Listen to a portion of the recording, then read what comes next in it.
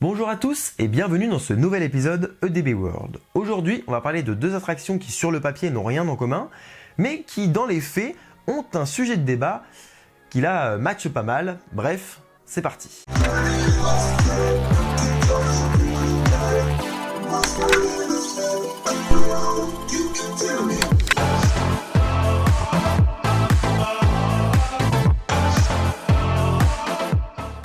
Avant de commencer, je vous invite à vous abonner à cette chaîne YouTube ainsi qu'à me suivre sur mon compte Instagram. Aujourd'hui, on va donc parler de deux attractions, donc Droomvlucht et le Transdemonium. Alors je vais vous expliquer un petit peu quelle attraction est quoi, enfin correspond à quel type de machine. Mais en gros, on a donc deux attractions, donc Droomvlucht qui est donc à Efteling, qui existe encore. C'est une attraction en fait, vous êtes dans des nacelles suspendues et vous allez faire donc plusieurs scènes, donc c'est un dark ride en fait, et monter comme ça, et à la fin vous retrouvez dans un immense dôme et commencer à descendre, prendre de la vitesse, et puis après vous barrer et aller en gare. Alors je précise que cette attraction de Droomvlucht aura un épisode dédié sur son histoire, sa conception, elle est incroyable et il y a beaucoup de choses à dire. Mais là, je veux juste m'arrêter sur un seul aspect qui va être un peu le même que l'attraction qui suit, qui se nomme Transdemonium, qui est une ancienne attraction du parc Astérix, également un dark ride. Et en fait, on était dans des véhicules et on passait pareil de scène en scène et puis à la fin on retournait en gare. Très simple. La différence notable entre ces deux attractions, entre ces deux dark rides, en fait c'est que déjà il y en a un qui est suspendu, l'autre non, hein, donc il y en a un le rail est au-dessus, l'autre le rail est en dessous, ça c'est assez simple. Le Transdemonium au parc Astérix a vachement mal vieilli, a mal été compris du visiteur, enfin il y a eu plein de sujets là-dessus, plein de choses à dire, hein. Mais en gros, voilà, le Transdé a pas du tout trouvé son public et en plus a subi des modifications qui ont fait qu'il a donc perdu encore plus en intérêt. Mais à côté de ça, on a Droomvlucht qui est une attraction franchement fabuleuse, incroyable, qui est super vieille, mais qui a de quoi, qui a des choses à revendre pour le coup, qui a des choses à nous montrer encore aujourd'hui, qui est hyper bien entretenue. Et d'ailleurs, Sandy, Sandy et Jérôme adorent cette attraction, et principalement Sandy. Et donc forcément, elle va voir si je parle de ça, elle va forcément passer par là, donc coucou à Sandy. Mais à côté de ça, voilà, c'est une attraction qui est vraiment incroyable, qu'il faut faire au moins une fois. Je sais pas si vous allez forcément adorer cette attraction, parce que c'est quand même beaucoup de décors, mais c'est vrai que ça émerveille, alors même que c'est hyper vieux. Mais de toute manière, on en reparlera dans un épisode dédié, comme je vous l'ai dit. Mais alors, qu'est-ce que ces deux attractions se foutent dans la même vidéo? Eh bien, il se trouve qu'il existe, dans le domaine des parcs, des passionnés de parcs, des sites internet qui répertorient ce qu'est ou non une montagne russe. Donc on en a des très connus qui s'appellent Coaster Count, donc, comme son nom l'indique, c'est un compteur de coasters. Et là, vous pouvez mettre donc les attractions que vous avez faites. Déjà, il faut savoir que eux, ils décident.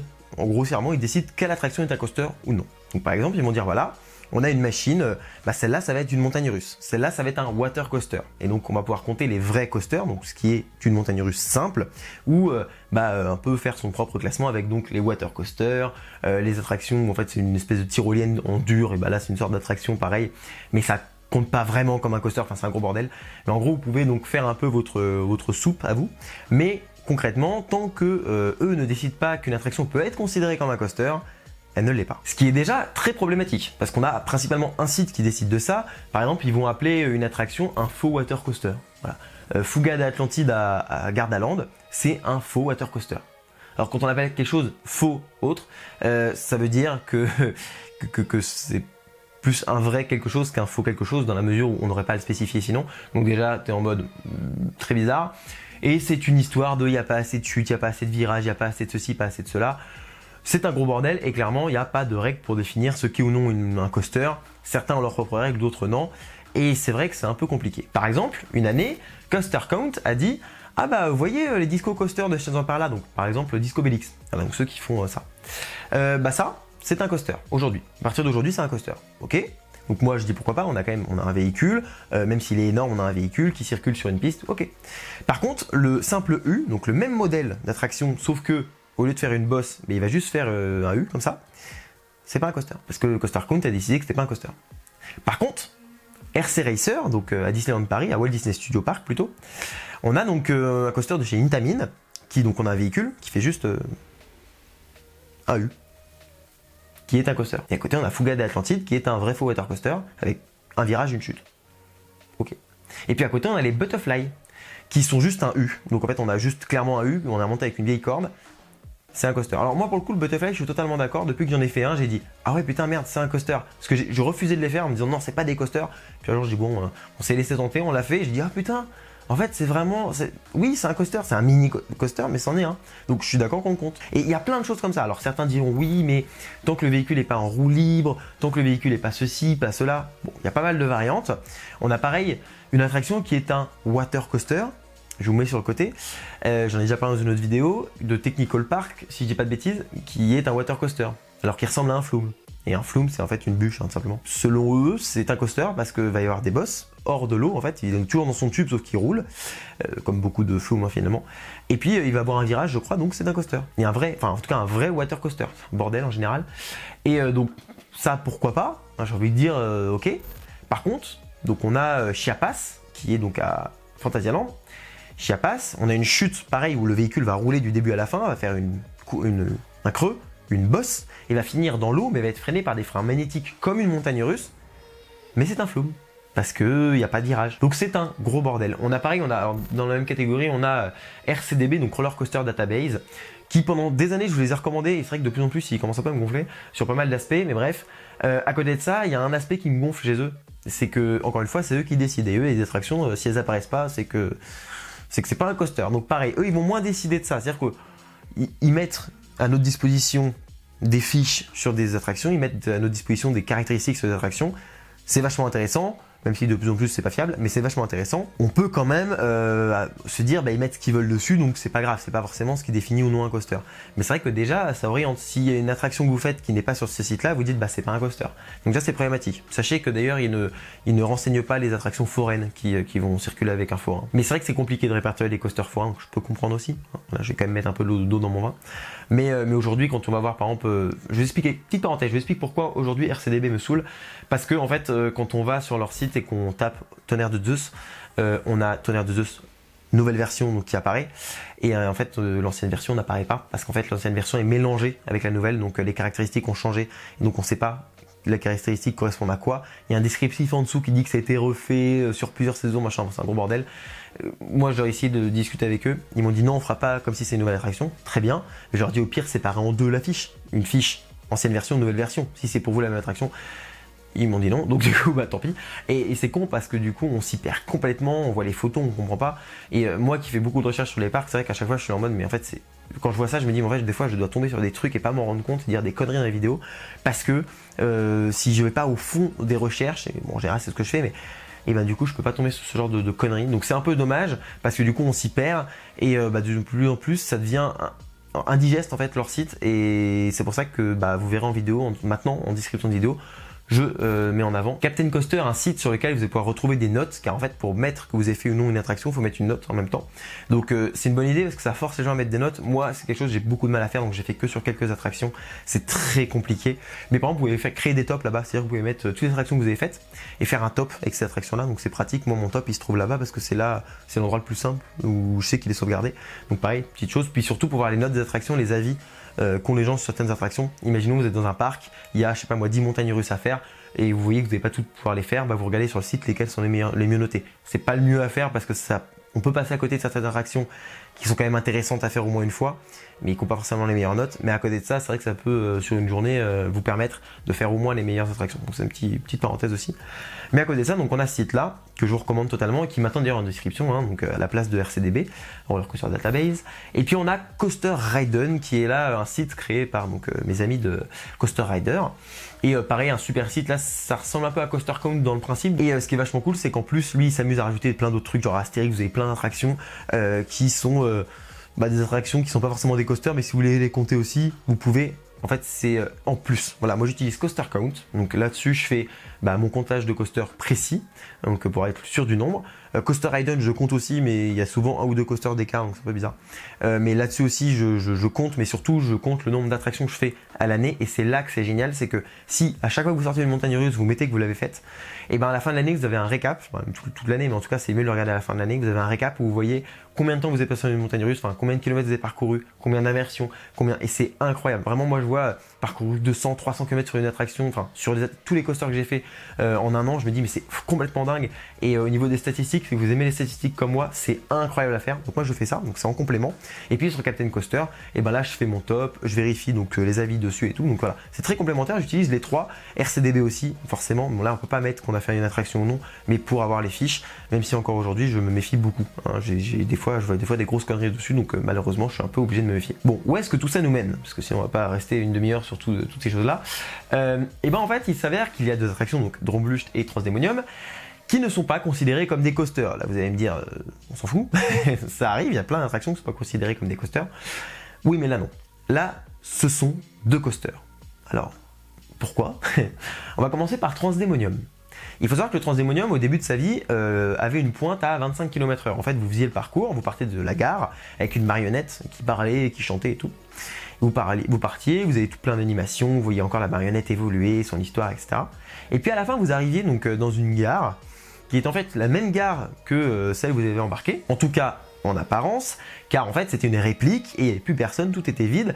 Et là, l'endroit où il y avait la marionnette, donc qui était normale, on va dire, là il y avait une marionnette qui faisait peur, qui était comme en décomposition avec des lumières vertes dans la place des yeux et tout, enfin impressionnant. Enfin c'était vachement bien, ce passage-là était incroyable.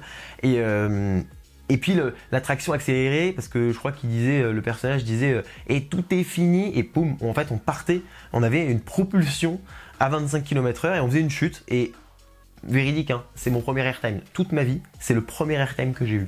Vous rigolez, je pense que derrière l'écran, vous rigolez beaucoup. En tout cas, ceux qui voient ce que c'est un airtime, donc le soulèvement du bide, etc. Une sensation intéressante quand on ne connaît pas, qui peut faire peur, qui en fait qu'on recherche aujourd'hui en tant que passionné, c'est mon premier airtime. C'est pas une blague. Parce que des attractions que j'ai fait avant, j'ai pas fait beaucoup déjà et il n'y a pas d'airtime.